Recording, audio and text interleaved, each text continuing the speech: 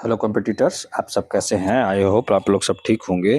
तो आज का जो हमारा ज्योग्राफी में टॉपिक है, भारत का अपवाह तंत्र यानी drainage system of India. Okay, तो इसका हम लोग एमसीक्यू देखेंगे। तो आज क्या पढ़ने वाले हम लोग? भारत का अपवाह तंत्र, इंग्लिश में इसको बोला जाता है drainage system of India. Okay, तो इसका फुल एनालिसिस करते हैं। और ये हमारे सबसे इंपॉर्टेंट जो होंगे 14वीं जेपीएससी और 72वीं बीपीएससी, बीपीएससी एडीओ और आपका यूपी पीएससी, आपका यूपी पीएससी मतलब जो है एआरओ और आरओ का लिए जो है एग्जाम आने वाला है, और बीपीएससी टीचर के लिए भी ये मोस्ट इंपॉर्टेंट रहेगा। और प्लीज आप लोग जो भी वीडियो देखते हैं, प्लीज आप लोग सब्सक्राइब जरूर कीजिए और पूरी क्लास आप लोग किया कीजिए, आपके लिए बहुत फायदा है। देखिए जैसे है कि अपवाह तंत्र है हमारा भारत का अपवाह तंत्र, इसके बारे में हम लोग फुल जानकारी लेंगे, उसके बाद एमसीक्यू लेंगे। मतलब क्या है कि एक तरह से ये टॉपिक का क्लास ही है, ये मत समझिएगा सिर्फ एमसीक्यू होता है। एमसीक्यू के साथ पहले आपका क्लास लिया जाता है, उसके बाद आपको एमसीक्यू लिया जाता है। ठीक है, आपको इससे क्या होता है कि पूरी आपका विस्तृत में जानकारी आपको प्राप्त हो जाता है। और क्या होता है, जो एमसीक्यू में ऑप्शंस रहते हैं उनका भी एनालिसिस किया जाता है। तो प्लीज आप लोग जो भी आते हैं, प्लीज आप लोग एक बार ट्राई कीजिए और पढ़िए। अगर पढ़ने वाले हैं तो ट्राई क्या करना है, पढ़िए आप लोग। ठीक है, आप लोग देखिएगा जब आपका पेपर होगा ना, मैं पेपर आपको ला कर दिखाऊंगा कि बीपीएससी में कितना मेरा आया है क्वेश्चंस, जीपीएससी में कितना आया है और यूपी पीसीएस में कितना आया है, ये मैं आपको जरूर दिखाऊंगा। ठीक है, और जो भी यूपीएससी वाले हैं, जो आज नोटिफिकेशन आ गया है, जो 4 फरवरी से आपका 24 फरवरी तक फॉर्म आपका फिलअप किया जाएगा, मैं उसके लिए भी कुछ देर में आपको वीडियो अपलोड जरूर करूंगा। वहां पे आप देख लीजिएगा, स्टेप बाय स्टेप मैं आपको समझाऊंगा कितने कैसे नंबर का होता है, कितने क्या क्या क्राइटेरिया है इसका भरने का, ये वो आपको पूरे विस्तृत जानकारी दिया जाएगा। ओके, तो बढ़ते हैं बिना कुछ देरी किए हुए। थोड़ा आज लेट से आपको आज ये आपको मिलेगा। ओके, मुझे पता है क्योंकि आपको लगभग ये आपका प्रीमियर ये क्लास आज आपका चलेगा। ओके, तो बढ़ते हैं। आपका स्वागत है हमारे channel variety of webs academy पे। ठीक है, variety of exam pattern strategy academy पे, और हमारा टेलीग्राम चैनल है वेब्स एकेडमी 24। ठीक है, तो आप लोग वहां भी ज्वाइन कर कीजिए। और जो भी हमारे 1000 सब्सक्राइबर होंगे उनको क्या मिलेगा, हमारे जो फर्स्ट सब्सक्राइबर 1000 होंगे उनको वेब्स एकेडमी फैमिली की तरफ से स्टडी गिफ्ट दिया जाएगा। ओके, तो बिना कुछ देरी किए हुए हम लोग आज का टॉपिक पे चलते हैं। ठीक है, भारत का अपवाह तंत्र यानी ड्रेनेज सिस्टम ऑफ इंडिया क्या है, तो वो हम लोग देखते हैं। देखिए, अपवाह तंत्र से तात्पर्य क्या होता है? तो अपवाह तंत्र से क्या है कि किसी क्षेत्र में नदियों नदियों एवं उनकी सहायक नदियों का वह जाल जिसके माध्यम से समुद्र जल समुद्र, झील या किसी अन्य जलाशय में प्रवाहित होता है। मतलब जल जो होता है समुद्र, झील या किसी अन्य जलाशय में प्रवाह होता है, यानी किसी क्षेत्र में नदियों, जैसे यहाँ पे क्या है कि हिमालय से नदी निकल रहा है, तो ये कहाँ पे जा रहा है, मतलब एक जाल बना रहा है। ठीक है, देखिए जो हिमालय से निकला, इधर से भी जैसे गंगा निकला, गंगा में यमुना सहायक नदी है। ठीक है, आपका गंडक हो गया, सोन हो गया, ये सब आपके मिलते हैं इसके। ठीक है, तो वो क्या होते हैं, एक जाल बनाते हैं, और जिसके माध्यम से क्या होता है कि इनका जो जल होता है वो समुद्र में गिरता है, या तो झील में जाता है, या किसी अन्य जलाशय में प्रवाहित होता है। तो उसी को क्या कहा जाता है, अपवाह तंत्र कहा जाता है। तो ये आप लोग समझ गए होंगे। मैं आपको पूरी विस्तृत जानकारी दूंगा, ऐसा नहीं है, क्योंकि जेपीएससी का मांग है। 2-3 जो स्टूडेंट हैं हमारे, जिनका अभी मैं देखा हूँ कमेंट, उनका नाम मुझे याद है, जैसे एक धर्मेश हो गया, धर्मेश जी आपको, और एक तारा तारा कोई है या पता नहीं लड़की है या कौन है नहीं पता है, लेकिन तारा नाम से है एक, और एक और लड़का है जिनका हेमंत करके नाम है। तो वो सब जो लड़के हैं, मैं देखता हूँ कि उन लोग बहुत अच्छे से क्लास करते हैं, और मुझे पूरा भरोसा है कि इन लोग का पेपर बहुत अच्छा से जाएगा। जो भी क्लास को अच्छे तरीके से देखेंगे, क्लास पे आपका डेली बाय डेली जैसे करवा रहा हूँ उस तरीके से अगर चलेंगे तो प्रॉपर वे में, देखिए कंसंटेंट जो आपका लगातार होता है ना, आपका किसी चीज का कंसिस्टेंसी में आप चलिएगा ना, तभी आपको कुछ चीज का बेनिफिट मिलेगा। ऐसा नहीं है मैं भी अगर वीडियो ना डालूं एक दिन तो मेरा भी क्या होता है,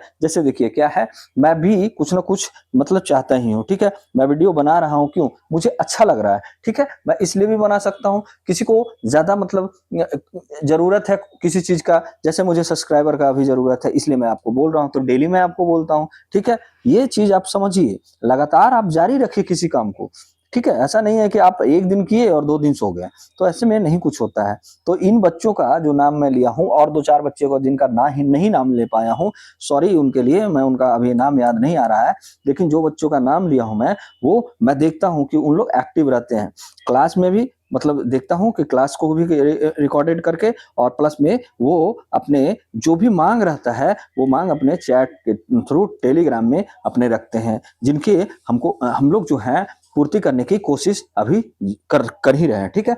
और आप लोग से अनुरोध है कि जो भी अगर नहीं ज्वाइन किए हैं तो प्लीज आप लोग ज्वाइन कर लीजिए टेलीग्राम, जितने भी सब्सक्राइबर हैं प्लीज। और इससे क्या होगा ना कि आपस में अगर कोई किसी चीज का प्रॉब्लम हुआ स्टडी से रिलेटेड, आप लोग तुरंत क्या हो सकते हैं, आपस में बात करके उसको सॉल्व कर सकते हैं। अगर जो चीज सॉल्व नहीं हुआ तो आप लोग के लिए हम लोग, मैं और मैम भी बैठी हुई हैं, और हमारे टीम भी बैठे हुए हैं, ठीक है। तो आप लोग को जरूर हेल्प मिलेगी, ये आप याद रखिएगा, ठीक है।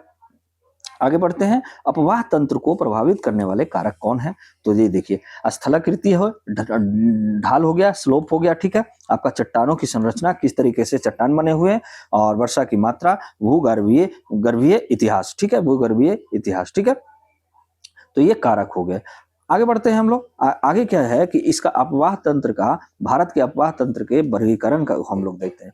भारत के अपवाह तंत्र को मुख्यतः 2 भागों में बांटा गया है। कौन कौन भागों में बांटा गया है, एक तो हिमालय अपवाह तंत्र होता है, और दूसरा होता है प्रायद्वीपीय, ठीक है, प्रायद्वीपीय। तो ये आप याद रखिएगा, प्रायद्वीपीय अपवाह तंत्र। तो पहले हम लोग देखते हैं अब हिमालय अपवाह तंत्र, हिमालय से निकलने वाले कौन कौन है, इनकी प्रमुख विशेषताएं क्या होता है हिमालय अपवाह तंत्र का, वो पहले हम देखिए। फर्स्ट विशेषता, हिमनदों से उत्पन्न होता है, यानी क्या होता है, हिमनद मतलब क्या हुआ, ग्लेशियर, ठीक है, ग्लेशियर यानी बर्फों से उत्पन्न हुआ ये होता है, ठीक है। 12 मासी होते हैं नदियां, इनमें जो नदियां जो होते हैं, ये नदियां हमेशा 12 मास मतलब समझ रहे हैं कि 12 मंथ तक, जितने पूरे साल तक इसमें पानी होता है। विस्तृत जल ग्रहण क्षेत्र होता है, बहुत बड़ा मतलब इसका जल ग्रहण करने का एरिया होता है, ठीक है। गहरी घाटियां एवं विस्तृत मैदान होते हैं इनके आसपास, जैसे आपका गंगा का देखिएगा, गंगा मैदान कितना बड़ा है, ठीक है, विस्तृत मैदान, और गहरी इनमें घाटियां होती है। प्रमुख नदी तंत्र कौन से हैं, ये हम लोग देखते हैं इसका, हिमालय आपका अपवाह तंत्र का। तो पहला प्रमुख नदी जो है आपका सिंधु नदी, ये सिंधु नदी तंत्र, ठीक है। देखिए उद्गम कहाँ होता है, ये आप याद रखिएगा, जो भी लर्नर है आप लोग पहले सिंधु नदी का जो उद्गम याद रखिएगा। सिंधु में क्या याद रखना है, फर्स्ट पॉइंट वो मैं बताते चलता हूँ। इसका उद्गम कहाँ से, तिब्बत, यानी बोखरचू, ठीक है, बोखरचू पहला हो गया। भारत में सहायक नदी का कौन सा है, जो सिंधु का है, वो याद रखिएगा, भारत में बता रहा हूँ। आपका झेलम हो गया, ठीक है। दूसरा आपका ये फर्स्ट पॉइंट, सेकंड पॉइंट याद रखना है। थर्ड, चिनाब इसका सहायक नदी है।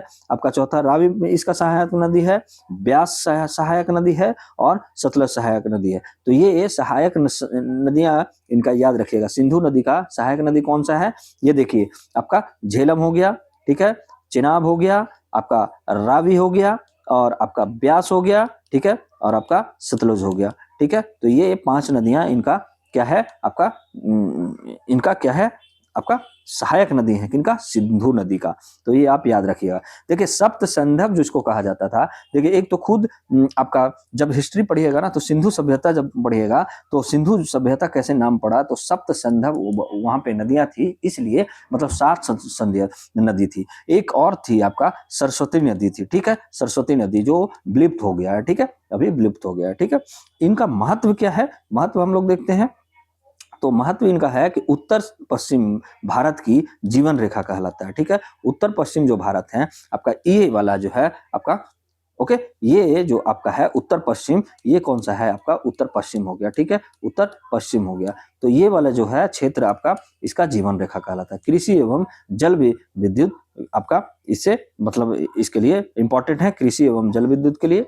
और दूसरा देखिए आपका बता रहा था मैं गंगा नदी तंत्र। देखिए गंगा नदी तंत्र पहला पॉइंट देखिएगा कि गंगोत्री उद्गम कहाँ है, गंगोत्री हिमनद। देखिए अलकनंदा, अलकनंदा यहाँ पे नोट डाउन कीजिएगा, अलकनंदा प्लस भागीरथी नदी जब मिलती है, आपका भागीरथी जब नदी कहाँ मिलती है, देवप्रयाग में जब मिलती है, ये देवप्रयाग, ठीक है, देवप्रयाग में इनका जब मिलन होता है तो वहीं पे गंगा का उद्गम होता है, यानी गंगोत्री हिमनद यानी भागीरथी में इसका क्या होता है, आपका क्या होता है, उद्गम स्थान है। तो ये आप याद रखिएगा। प्रमुख सहायक नदी कौन सा है, यमुना हो गया, घाघरा हो गया, गंडक हो गया, आपका कोसी हो गया, आपका सोन हो गया, ये सब क्या है, इनकी आपका ट्रिब्यूटरी है, ठीक है, यानी सहायक नदी है। विशेषता क्या है गंगा नदी का, तो ये देखिए सबसे बड़ा नदी तंत्र है, ठीक है, सबसे बड़ा नदी तंत्र है और भारत की सर्वाधिक उपजाऊ घाटी है, ठीक है, तो ये आप याद रखिएगा। आगे चलते हैं हम लोग। थर्ड जो है इसका ब्रह्मपुत्रा नदी है, ये सब किसका है, हिमालय आपका अपवाह तंत्र का है, ठीक है, तो ये भी आप याद रखिएगा। उद्गम इसका पहला पॉइंट याद रखिएगा, उद्गम मानसरोवर झील, जिसको सांगपो नदी मतलब सांगपो से होता है, सांगपो वहां पे है, ठीक है, सांगपो मानसरोवर झील पे, सांगपो से।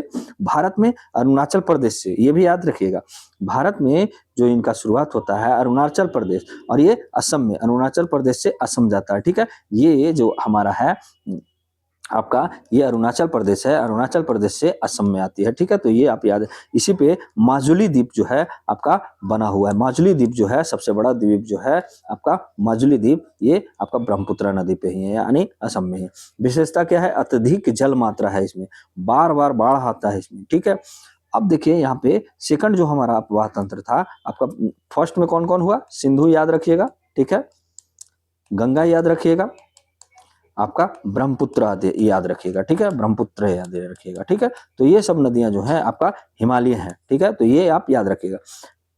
सेकंड कौन सा है, जो प्रायद्वीपीय अपवाह तंत्र है, प्रमुख विशेषताएं वर्षा आधारित, ये मौसमी होता है, ठीक है, साल भर यानी बारहमासी ये नदी नहीं होता है। तो सबसे पहले इसकी जो विशेषता है कि वर्षा आधारित ये है, अपेक्षाकृत छोटी नदियां होता है, किसके अपेक्षाकृत, आपका हिमालय जो प्रवाहीय तंत्र के आपका अपेक्षा और पठारी क्षेत्र से प्रवाह होता है, ठीक है, तो ये आप याद रखिए। देखिए इसमें क्या होता है कि इसमें जो है ना पूर्व की ओर बहने वाली नदी, पूर्व मतलब समझ रहे हैं, ये हमारा भारत हुआ आपका, ठीक है, ये हमारा भारत हो गया, तो ये हमारा क्या हुआ, पूर्व हुआ, ठीक है, पूर्व की ओर बहने वाली, यानी आप इधर बहेगा, ठीक है, और एक होता है पश्चिमी की ओर। तो पूर्व में बहने वाली नदियां कौन सा है, तो जो बंगाल, ठीक है, बे ऑफ बंगाल यानी बंगाल की खाड़ी में गिरेगा, तो कौन कौन नदी है, देखिए नदी जो है आपका पहले याद रखिएगा, महानदी, महानदी सिहावा पर्वत, उद्गम कहाँ होता है इसका, सिहावा पर्वत। सेकंड गोदावरी, ये पूर्व की ओर जाता है, महानदी भी इधर की ओर जाएगा, ठीक है, और आपका गोदावरी, दूसरा क्या है गोदावरी, त्र्यंबकेश्वर, ठीक है, त्र्यंबकेश्वर से निकलता है। थर्ड कौन सा है, कृष्णा नदी, कृष्णा नदी महाबलेश्वर से निकलता है।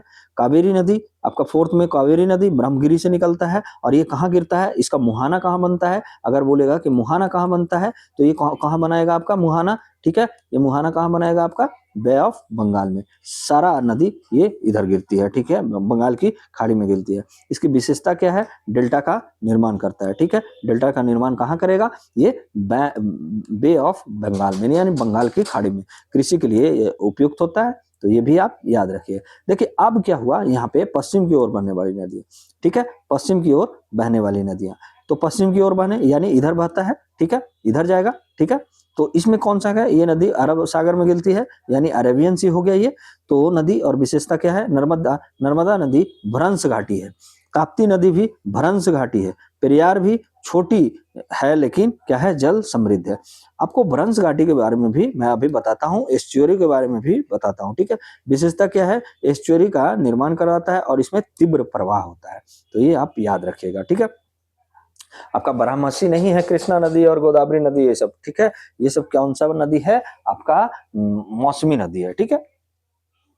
अपवाह प्रतिरूप, ठीक है, ड्रेनेज पैटर्न कैसा रहता है ये हम लोग देखते हैं। देखिए प्रतिरूप यानी पैटर्न और इसका उदाहरण, देखिए डेंड्राइटिक जो होता है, डेंड्राइटिक जो होगा वो गंगा मैदान होगा, ठीक है। ट्रेलिस, ट्रेलिस इस तरीके से क्वेश्चन बनता है, ट्रेलिस याद रखिएगा, प्रतिरूप है यानी पैटर्न है, तो ये विंध्या सतपुड़ा का होता है। रेडियल रेडियल अमरकंटक का होता है। और सेंट्रीफ्यूगल ये कौन सा होता है, पठारी क्षेत्र। ये सारा मैं आपको तब बताऊंगा जब मैं आपके लिए फाउंडेशन कोर्स लाऊंगा, मैं आपको जरूर बताऊंगा, ठीक है। या तो आप मुझे डिजिटल बोर्ड पे आने दीजिए, उसके लिए क्या करना है, डिजिटल बोर्ड मुझे लाने के लिए आप लोग 1000 सब्सक्राइबर जल्दी से जल्दी करवाइए। मैं तुरंत ही आपको, जिस दिन सब्सक्राइबर हो गया मैं जरूर, अगर कल आप करवा देते हो तो मैं परसों आपके लिए मैं कुछ भी करके 2 दिन में 3 दिन में, अगर कल परसों तक हो जाता है तो मैं 4 दिन में आपको मैं प्रॉमिस करता हूं कि मैं आपके लिए आपके सामने पे डिजिटल बोर्ड पे मैं आऊंगा, ठीक है। लेकिन थोड़ा कोशिश कीजिए यार, आप अपने फैमिली को, आप अपने भाई को, बहन को, जो भी पढ़ने वाले हैं, प्लीज सब्सक्राइब तो करवाइए, ठीक है। सब्सक्राइब तो करवाइए, ठीक है। सब्सक्राइब करेंगे, आपके वीडियो जाएंगे तो ऑटोमेटिक है कि अगर वो नहीं भी पढ़ते हैं तो भी वो पढ़ने लगेंगे, ठीक है। ये मेरी गारंटी है, ठीक है। आप याद रखिएगा, ओके। आगे चलते हैं। भारत के अपवाह तंत्र का महत्व। देखिए, पहला जो है महत्व है, कृषि सिंचाई में उपयोग होता है। दूसरा, जल विद्युत उत्पादन करने के लिए पेयजल आपूर्ति होता है। फोर्थ होता है परिवहन किया जाता है, ठीक है, ट्रांसपोर्ट में। और संस्कृति एवं धार्मिक महत्व भी है, जैसे गंगा का सबसे ज्यादा महत्व है, गोदावरी हो गया, कावेरी हो गया, ये सब नदियों का सबसे ज्यादा है धार्मिक महत्व होगा, ठीक है। समस्या एवं चुनौतियां क्या है, नदी प्रदूषण, ठीक है, बाढ़ एवं सूखा का समस्या, नदी जोड़ो परियोजना विवाद रहता है, जलवायु परिवर्तन बनता है, परिवर्तन एक कारण हो गया है, ठीक है। सरकारी पहले कौन कौन, नमामि गंगे परियोजना चलाया गया, नदी जोड़ो परियोजना, राष्ट्रीय जल मिशन, ये मैं आपको पूरे कनेक्ट कर दिया हूं कि अपवाह तंत्र आपको, मुझे नहीं लगता है कि इससे ज्यादा आपको पढ़ना पड़ेगा। देखिए, नमामि गंगे आपका परियोजना, 1 मिनट मैं आपको थोड़ा सा एक और चीज मैं बताना चाह रहा था, थोड़ा सा लगता है कि यहाँ पे नहीं आया है, मे बी लगता है नहीं लग पाया है। मैं आपको आपके लिए क्या लाया था, एस्चुरी और ये नदियों के बारे में मैं जरूर कहीं पे लाया हूँ, लेकिन वो लगता है कि इसमें नहीं लग पाया है, सॉरी। मैं आपको किसी दिन जरूर से बताऊंगा, ठीक है, कि क्या होता है। ओके, तो ये आपको मैं बताता हूँ, ठीक है। नमामि गंगे परियोजना क्या होता है, क्या है, ठीक है। नमामि गंगे परियोजना भारत सरकार की एक एकीकृत संरक्षण एवं पुनर्जीवन योजना है, ठीक है। इस इसका उद्देश्य गंगा नदी को स्वच्छ और निर्मल और अविरल बनाना है, ठीक है। स्वच्छ और अविरल यानी स्वच्छता के लिए, जो स्वच्छ भारत के अनुसार से ये लागू किया गया था। प्रारंभ कब हुआ, 2014 में, जब मोदी जी पीएम बने तब इनका नमामि गंगे का शुरुआत हुआ था। मंत्रालय जल शक्ति मंत्रालय के अधीन आता है, तो ये आप याद रखिए। पहला पॉइंट 2014 में इसकी शुरुआत हुआ था। दूसरा पॉइंट स्वच्छ और निर्मल अविरल बनाने के लिए। और थर्ड क्या है कि कौन सा मंत्रालय के, जल शक्ति मंत्रालय के लिए। और इसका जो नोडल एजेंसी है, जो कौन कार्यकारी संस्था जो है, national mission for clean Ganga, ठीक है। तो फोर्थ ये याद रखिएगा। और इसका उद्देश्य गंगा नदी के प्रदूषण को समाप्त करना, सीवेज ट्रीटमेंट प्लांट एसटीपी की स्थापना करना, ठीक है। और औद्योगिक अपशिष्ट नियंत्रण करना, नदी तट का विकास करना, जैव विविधता संरक्षण करना, जन भागीदारी और जन जागरूकता करना।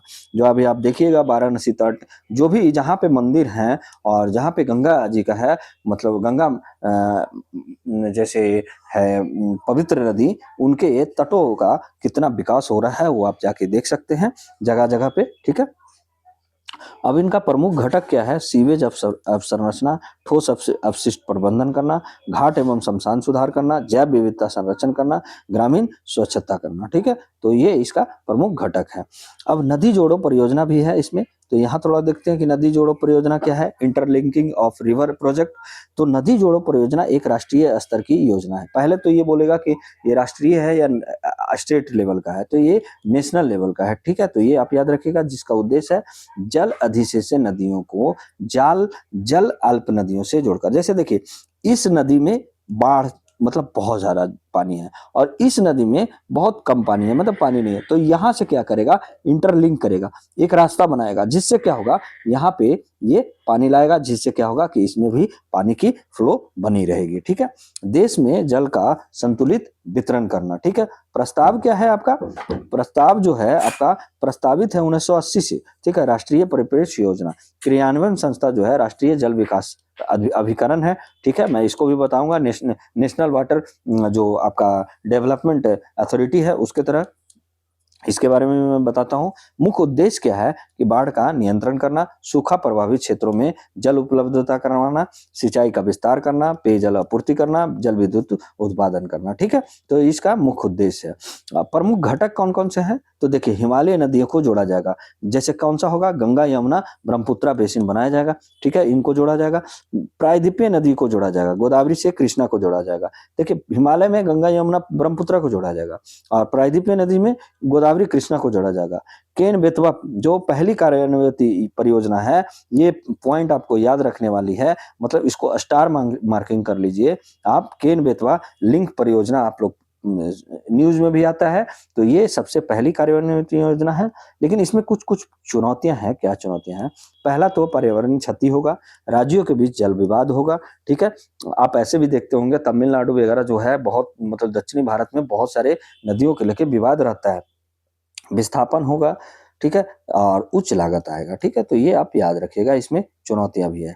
और नमामि गंगे जो बनाम नदी जो जोड़ो परियोजना की तुलनात्मक दृष्टि कर लेते हैं। देखिए क्या है नमामि गंगे और नदी परियोजना, उद्देश्य क्या है, नदी की सफाई करना नमामि गंगे का, लेकिन नदी जो जोड़ो परियोजना को जल वितरण करना है। प्राकृतिक कैसा है, नेचर में संरचनात्मक हो गया नमामि गंगे की, संरचनात्मक कर रहे हैं, संरक्षण कर रहे हैं, प्रोटेक्शन दे रहे हैं। और इसमें क्या है, स्ट्रक्चर कर रहे हैं, स्ट्रक्चर इसका बना रहे हैं। ठीक है, तो किसमें, नदी जोड़ो पर फोकस किस पे है, गंगा नदी पे है, और इसमें नेशनल लेवल पे है। ठीक है, मुख्य चिंता क्या है, पॉल्यूशन नमामि गंगे में, और इसमें है जो मुख्य चिंता है नदी जोड़ो परियोजना में, जल असमानता है। ठीक है, और एक चीज और मैं आपको बोला था कि आपको नेशनल जो है वाटर डेवलपमेंट आपका अथॉरिटी का बारे में बताऊंगा, तो वो मैं बताता हूँ क्या होता है कि राष्ट्रीय जल विकास अभिकरण भारत सरकार की एक स्वायत्त संस्था है, तो ये भी याद रखिए, ऑटोनोमस बॉडी है। और जो नदी जोड़ो परियोजना inter linking of river project की योजना अध्ययन और क्रियान्वयन के लिए जिम्मेदार है, कौन सा, आपका आपका राष्ट्रीय जल विकास अभिकरण। इसकी स्थापना कब हुआ था, तो ये आप याद रखिएगा, 1982 में। मंत्रालय जल शक्ति मंत्रालय के अधीन आता है। और मुख्य उद्देश्य जो है राष्ट्रीय जल संसाधनों का संतुलित विकास करना। मुख्य कार्य क्या रहेगा आपका नदी जोड़ो परियोजना के लिए, तो व्यवहार्यता अध्ययन मतलब फिजिबिलिटी स्टडी करेगा, आपका डिटेल प्रोजेक्ट रिपोर्ट तैयार करना, जल अधिशेष एवं जल अल्प नदी के बेसिन की पहचान करना, राज्यों के साथ समन्वय करना, और क्या करेगा कि बाढ़ एवं सूखा प्रबंधन में सहयोग करना, और जल संसाधन योजना हेतु तकनीकी सहायता प्रदान करना, ये इसका काम है। ओके, तो यहां से हमारा क्या हो जाएगा, आपका जो फर्स्ट जो है आपका क्वेश्चन जो है आपका स्टार्ट हो रहा है। ठीक है, तो ये आपका क्वेश्चंस है। ठीक है, तो यहां से आप ध्यान दीजिएगा। ओके, तो पहला जो हमारा क्वेश्चंस आएंगे आज का, वो हम आपके स्क्रीन के सामने है। ठीक है, तो हम लोग देखते हैं क्या है आपका जो पहला क्वेश्चन हमारा कह रहा है। एक मिनट आपको लेके चलता हूं। ठीक है, भारत के अपवाह तंत्र के संदर्भ में निम्नलिखित में कौन सा कारक नदियों के मार्ग को सर्वाधिक प्रभावित करता है, तो ये कौन सा करेगा, आपका स्थलाकृति करेगा। क्योंकि नदियों का जिस दिशा में रहेगा, ढाल कैसा है, घाटियां कैसी है, ये सब किस पे निर्भर करता है, ये आपका स्थलाकृति पे करता है निर्भर। और हिमालय क्षेत्र का नदियां कैसे रहती है, आपका गहरी घाटियां बनाती है, प्रायद्वीपीय क्षेत्र में चौड़ी, ठीक है, परिपक्व घाटी रहता है, तो ये भी आप याद रखिएगा। अगला प्रश्न जो कह रहा है क्या है, निम्नलिखित में कौन सा नदी भ्रंश घाटी में प्रवाहित होती है, तो कौन सा होता है, यहाँ पे आप नोट कीजिएगा, नर्मदा। ठीक है, ये सब जो है महानदी आपका आपका बे ऑफ बंगाल में गिरता है, ये भी बे ऑफ बंगाल में, गोदावरी कावेरी भी बे ऑफ बंगाल में गिरता है। नर्मदा जो है आपका अरबियन सी में गिरता है, ये आप याद है, भ्रंश घाटी का निर्माण करता है। ठीक है, क्योंकि विंध्या एवं जो सतपुड़ा के बीच में होता है, भ्रंश घाटी का निर्माण करता है। और ताप्ती भी है, क्या है, जो नदी है वो भी आपका भ्रंश घाटी का निर्माण करता है। ठीक है, निम्नलिखित कथनों पर विचार कीजिए। पहला कथन, हिमालय नदियां बारहमासी रहते हैं। ठीक है, प्रायद्वीपीय नदियां हिमनदों से निकलती है, नहीं। हिमालय नदियां आपका डेंड्राइटिक अपवाह प्रतिरूप दिखाती है, तो ये भी सही है। यानी हमारा जो ऑप्शन हो जाएगा केवल 1 और 3 हो जाएगा। ये डेंड्राइटिक जो होता है आपका गंगा नदियां जैसे होता है, ये डेंड्राइटिक का ही उदाहरण है। ठीक है, डेंड्राइटिक मीन्स होता है समान स्थलाकृति। ठीक है, अगला जो हमारा है क्वेश्चन, भारत की कौन सी नदी अरब सागर में गिरते हुए एस्चुअरी बनाती है? तो ये देखिए फिर से आ गया आपका नर्मदा नदी हो गया। पश्चिम की ओर जो बहने वाली नदियां एस्चुअरी बनाती है, और जो देखिए इधर जो मान लिया जाए, ठीक है, देखिए एक चीज मैं आपको बता देता हूँ, ये हमारा कहाँ हो गया, ये आपका नॉर्थ हो गया, ऊपर साउथ हो गया, आपका ईस्ट हो गया, और ये आपका वेस्ट हो गया। जो भी नदी वेस्ट की साइड आएगा, ठीक है, वेस्ट में ये क्या बनाएगा आपका, ये याद रखिएगा, एस्चुअरी बनाएगा, एस्चुअरी, ठीक है, ठीक है।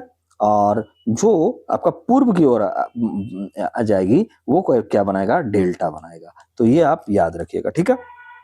और एस्चुअरी में क्या होता है कि तेज ढाल होता है, ठीक है, ये तेज ढाल होता है और कम इसमें गाद बनता है, ठीक है, तो ये आप याद रखिएगा। इसलिए हमारा ऑप्शन नंबर सी हो जाएगा। आगे बढ़ते हैं। अगला जो हमारा क्वेश्चन कर रहा है कि निम्नलिखित में कौन सा आपका अपवाह प्रतिरूप ज्वालामुखी क्षेत्र में पाया जाता है? तो ज्वालामुखी में जो क्षेत्र पाया जाएगा ना, वो रेडियल पाया जाएगा, ठीक है। आपका ऑप्शन नंबर बी, ज्वालामुखी या शंक्वाकार जो पर्वत होते हैं रेडियल पैटर्न से होता है। जैसे उदाहरण के लिए इसका क्या हो जाएगा, अमरकंटक जो है, अमरकंटक जो है, अमरकंटक इसका पठार जो है आपका, ये उदाहरण है। और इसी से क्या निकलता है आपका, नर्मदा का मतलब निर्माण होता है, नर्मदा नदी का, ठीक है, अमरकंटक से। तो ये आप याद रखिएगा। अगला प्रश्न क्या कह रहा है, गंगा ब्रह्मपुत्र जो डेल्टा के प्रमुख विशेषता क्या है? तो ये क्या है, विश्व का जो है सबसे बड़ा डेल्टा है, ठीक है, जिसको सुंदरबन डेल्टा भी कहा जाता है। और भारत बांग्लादेश में संयुक्त में मतलब विस्तृत संयुक्त रूप में ये फैला हुआ है, ठीक है।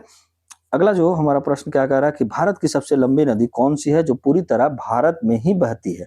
तो जो भारत में ही बहेगी ना, वो सबसे जो लंबी नदी हो जाती है, वो आपको कौन सा हो जाएगा, ये आपका गोदावरी हो जाएगा। ऐसे अंतर्राष्ट्रीय रूप पे देखिए, यहाँ पे क्वेश्चन फंसा सकता है, यहाँ पे पूरी तरह भारत में ही बहती है वो कौन सा नदी है, तब गोदावरी हो गया। ऐसे बोलता कि सबसे लंबी नदी कौन सा है, तो गंगा लंबी नदी है, ठीक है, ये आप याद रखिएगा। ये अंतर्राष्ट्रीय तौर पर हो जाता है, और गोदावरी जो होता है पूर्णतः भारत में ही प्रवाहित होता है। तो ये आपके लिए कंसेप्चुअल क्वेश्चंस है। और निम्नलिखित में कौन सी नदी युवा अवस्था में है? तो कौन सा अभी है, ब्रह्मपुत्र जो है अभी युवा अवस्था में है। युवा नदी में क्या होता है, तीव्र आपका प्रवाह होता है, ठीक है, गहरी घाटी होता है, ठीक है। तो इसमें क्या है, ब्रह्मपुत्र इस प्रकार की है, ठीक है। आपका अगला प्रश्न है, निम्नलिखित में कौन सी नदी जोड़ी गलत है? तो ये कौन सा गलत है, देखिए लूनी बंगाल की खाड़ी में नहीं गिरती है, बाकी नर्मदा अरब सागर में गिरती है, कृष्णा बंगाल की खाड़ी में, महानदी बंगाल की खाड़ी में। लूनी जो है आपका, लूनी आपका अरब सागर में, अधिकतर ये सूख जाती है, ठीक है, ये अरब सागर में ही गिरती है, ठीक है। अगला प्रश्न है कि भारत के अपवाह तंत्र के संदर्भ में डेंड्राइटिक प्रतिरूप का कारण क्या है? तो ये क्या है आपका, समान ये चट्टाने होते हैं, संरचना होता है, पेड़ जैसी इसकी संरचना होता है, इसीलिए डेंड्रेटिक बोला जाता है, ठीक है। अगला प्रश्न क्या कह रहा है कि निम्नलिखित में कौन सी नदी तिब्बत में उद्गमित होकर भारत में प्रवेश करती है? तो ये ब्रह्मपुत्रा करती है, ठीक है, ये ब्रह्मपुत्रा करती है। ब्रह्मपुत्रा का जो उद्गम स्थल है आपको पता होना चाहिए, मानसरोवर है, मानसरोवर झील है जो तिब्बत से है, और तिब्बत में नाम इसका जो है आपका सांगपो है, ठीक है, सांगपो है, ये याद रखिएगा, ठीक है, सांगपो है, ठीक है। और भारत में ये कहाँ है, अरुणाचल प्रदेश से होकर क्या होता है, असम में जाती है, ठीक है। तो ये याद रखिएगा, ओके। अगला प्रश्न क्या कर रहा है हमारा कि भारत की कौन सी नदी सबसे अधिक जल मात्रा लेकर आती है? तो ये भी कौन सा है, ब्रह्मपुत्र है, ये भी आप याद रखिएगा, ठीक है। अत्यधिक वर्षा होता है और हिमनद का अधिक जो जल है असम क्षेत्र में बार बार बाढ़ का कारण ये भी बनती है, तो ये भी आप याद रखिएगा। इनमें कौन सी नदी राजस्थान में प्रवाहित होती है? तो ये हम लोग अभी पढ़े हैं, आपका जो लूनी पढ़े थे ना, वो राजस्थान में ही होता है, ये अरावली से निकलती है, ये भी आप याद रखिएगा, अरावली से निकलती है। और ये इसलिए भी न्यूज में आ सकता है, मतलब जो क्वेश्चन बन सकते हैं, अरावली नदी, सॉरी लूनी नदी, क्योंकि अरावली अभी चर्चा में था, ठीक है। तो अरावली से निकलती है और अधिकांशतः ये रेगिस्तान में ही विलीन हो जाती है, कभी कभी ये अरब सागर तक पहुंचती है। तो क्वेश्चन इस तरीके से भी बनता है ना कि जो शुरुआत मतलब जो कोई सागर में नहीं गिरता है तो लूनी नदी का नाम आता है, तो ये भी याद रखिएगा। भारत में ट्रेलिस अपवाह प्रतिरूप मुख्यतः कहाँ पाए जाते हैं, तो ये विंध्या सतपुड़ा में पाया जाता है। जो समानांतर पर्वत श्रेणी प्लस कठोर कोमल चट्टान जो होते हैं टेरेलिस जो है पैटर्न का होता है। मतलब समानांतर कोई पर्वत श्रेणी हुआ, समानांतर आपका पर्वत श्रेणी हो गया कोई, और प्लस में कठोर जो कोमल चट्टान होते हैं, कठोर कोमल चट्टाने ट्रेलिस पैटर्न में होता है। उदाहरण के लिए क्या है आपका नर्मदा और सोन क्षेत्र जो होता है, नर्मदा और सोन क्षेत्र इसी तरह का उदाहरण है, ठीक है, क्योंकि नर्मदा भी विंध्य सतपुड़ा से निकलती है, तो ये भी आप याद रखिएगा। और क्या है कि निम्नलिखित में कौन सी नदी पश्चिमी घाट से निकलकर बंगाल की खाड़ी में गिरती है, तो यहाँ पे देखिए कौन सा है आपका देखिए गोदावरी निकलती है, नर्मदा तो बे ऑफ बंगाल में, ताप्ती भी बे ऑफ बंगाल में, आपका पेरियार भी आपका बे ऑफ बंगाल में होती है, ठीक है। और गोदावरी जो है आपका त्र्यंबकेश्वर जो है पश्चिमी घाट में, वहां से इसकी उद्गम स्थान है, तो ये आप याद रखिएगा। अगला प्रश्न क्या कह रहा है कि निम्नलिखित कथनों पर विचार कीजिए। पश्चिमी तट की नदियां छोटी एवं तीव्र प्रवाह वाली होती है, तो क्या ये सही है, तो ये हमारा सही है। ये नदियां डेल्टा का निर्माण करती हैं, क्या ये सही है, नदियां डेल्टा का नहीं बनाती है, ये एस्चुअरी बनाती है, ठीक है। पश्चिमी तट की नदियां, ये नदियां एस्चुअरी बनाती है, तो ये सही है, ठीक है। तो 1 और 3 हमारा ऑप्शन नंबर बी सही हो जाएगा। अगला प्रश्न क्या कह रहा है कि कावेरी नदी किस राज्य में बंगाल की खाड़ी में गिरती है, मतलब किस राज्य में बंगाल की खाड़ी में गिरती है, तो कावेरी नदी किस राज्य में बंगाल की खाड़ी में गिरती है, मतलब ये क्वेश्चन जो है आपका थोड़ा सा किस राज्य में है कावेरी नदी, ठीक है। तो ये तमिलनाडु जो है ना, ये इस राज्य से, ठीक है। कावेरी उद्गम जो होती है ब्रह्मगिरी जो कर्नाटक में, डेल्टा जो बनाता है आपका तमिलनाडु में बनाता है, तो ये आप याद रखिएगा। निम्न भारत में कौन सी नदी सबसे बड़ा डेल्टा बनाती है, तो गंगा ब्रह्मपुत्र, ठीक है, ऑप्शन नंबर सी। ओके, आगे बढ़ते हैं हम लोग। अगला जो प्रश्न कह रहा है कि आयताकार अपवाह प्रतिरूप रेक्टेंगुलर जो होता है किस कारण बनता है, तो ये किस कारण बनेगा, ये अभी आप याद रखिएगा। भ्रंश एवं जो दरारें होती है उनके कारण बनता है, ठीक है। चट्टान में दरार आ जाता है जिसके कारण 90 डिग्री का मोड़ हो जाता है, इसी को रेक्टेंगुलर पैटर्न कहा जाता है। भारत में कौन सी नदी वृद्धावस्था में है, तो ये भी आप याद रखिएगा, आपका गंगा निचला मैदान, गंगा का निचला मैदान जो है आपका वृद्ध अवस्था में है, ठीक है, तो ओल्ड स्टेज में आ गया है।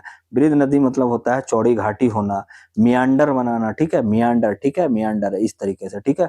ऑक्सबो झील बनाना, ठीक है, ऑक्सबो झील बनाना, ठीक है। निचला गंगा मैदान क्लासिक उदाहरण होता है, ठीक है, तो आपका ये याद रखिएगा। नमामि गंगे कार्यक्रम का मुख्य उद्देश्य क्या है, तो ये आप याद रखिएगा। नमामि गंगा नदी की सफाई एवं पुनर्जीवन करना, ठीक है। नमामि गंगे एक एकीकृत आपका संरक्षण कार्यक्रम है। इसका उद्देश्य केवल सफाई नहीं बल्कि अविरलता यानी फ्लो इसका जो है और निर्मलता यानी क्लीननेस सुनिश्चित करना है। यह परिवहन या बांध निर्माण परियोजना नहीं है, ये भी आप याद रखिएगा। नमामि गंगे परियोजना किस मंत्रालय के अंतर्गत संचालित है, जल शक्ति मंत्रालय, ये मैं आपको बता चुका हूँ। थोड़ा सा स्पीड में चलते हैं हम लोग क्योंकि क्वेश्चन से अभी करवाता हूँ। निम्नलिखित में कौन सा घटक नमामि गंगे परियोजना का हिस्सा नहीं है, तो ये कौन सा हिस्सा नहीं है आपका, नदी जोड़ो परियोजना अलग परियोजना है, ठीक है, तो ये आप याद रखिएगा ऑप्शन नंबर सी, ठीक है। नदी आपका जोड़ो परियोजना का मूल उद्देश्य क्या है, जल अधिशेष क्षेत्रों में क्या करना है आपका, क्या करना है कि आपका जो जल अधिशेष क्षेत्रों से जल आपका अल्प क्षेत्रों में जल स्थानांतरण करना है, यानी ऑप्शन नंबर सी हमारा सही हो जाएगा।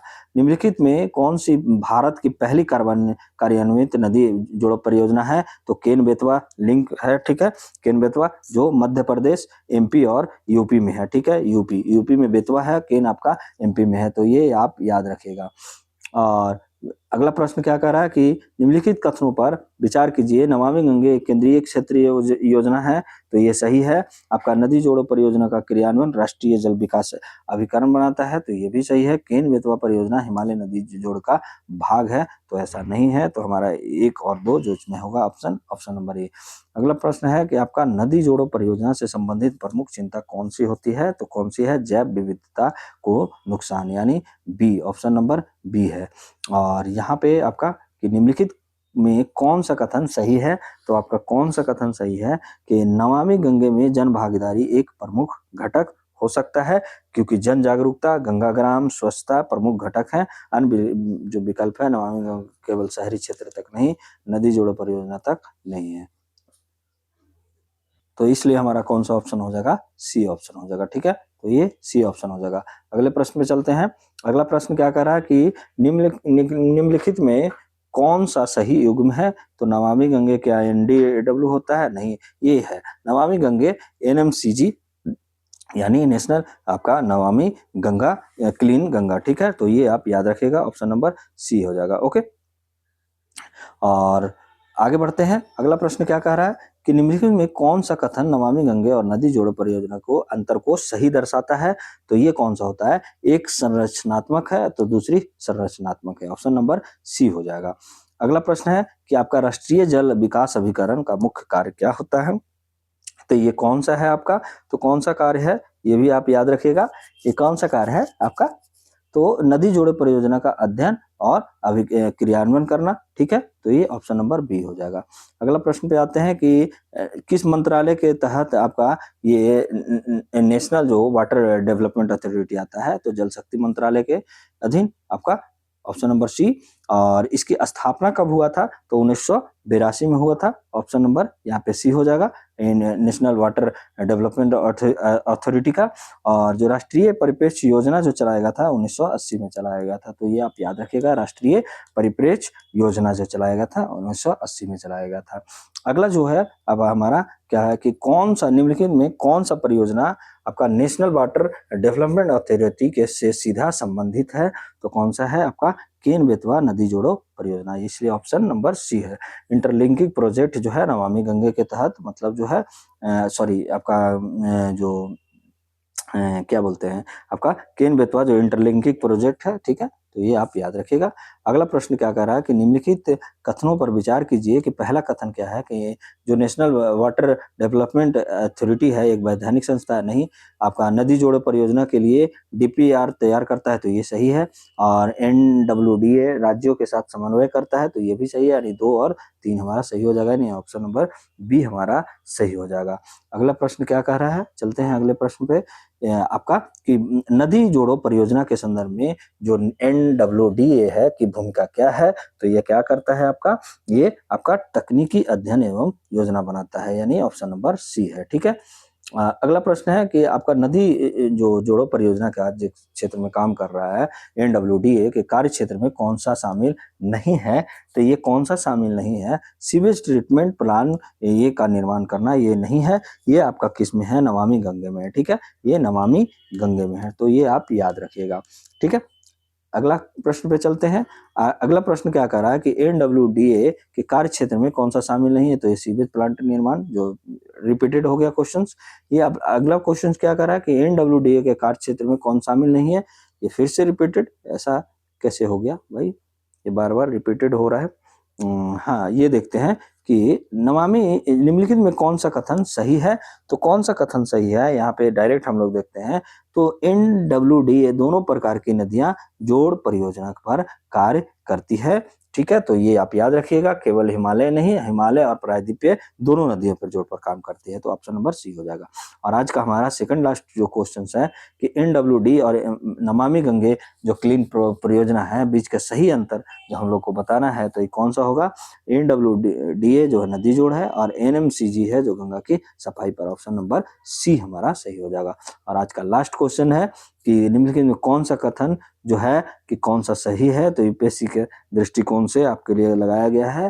तो क्या है? एक स्वायत्त संस्था है। ठीक है, NWD जो है आपका नेशनल वाटर डेवलपमेंट अथॉरिटी जो है एक स्वायत्त संस्था है, ऑटोनोमस बॉडी है, जो किसके अधीन आता है? जल शक्ति मंत्रालय के अधीन होता है। ठीक है, तो आज का सेशन आपको कैसा लगा तो आप जरूर कमेंट करके कमेंट बॉक्स में बताइएगा। और 1000 का जो सब्सक्राइबर का हम लोग का जो टारगेट है तो प्लीज़ आप लोग पूरा करवाइए और जल्दी से जल्दी जुड़िए और लाइक जरूर करके जाइएगा, कमेंट भी जरूर कीजिएगा। ठीक है, और शेयर भी जरूर कीजिएगा। ओके, आज के लिए बस इतना ही। जय हिंद, जय